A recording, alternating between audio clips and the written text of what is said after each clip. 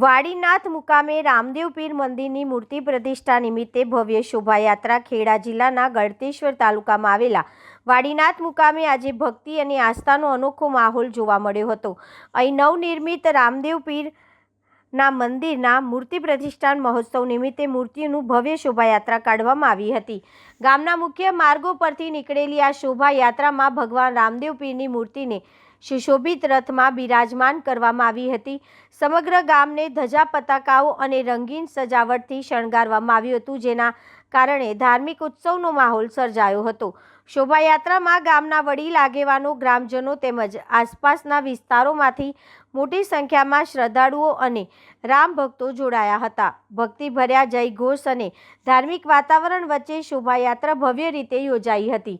શોભાયાત્રા પૂર્ણ થયા બાદ મંદિરમાં શાસ્ત્રોક્ત વિધિ વિધાન સાથે મૂર્તિઓની સ્થાપના કરવામાં આવશે। આ પ્રસંગે જિલ્લામાં સમૂહ ભોજન ભંડારાનું પણ આયોજન કરવામાં આવ્યું હતું, જેમાં મોટી સંખ્યામાં ભક્તોએ પ્રસાદ ગ્રહણ કર્યો હતો।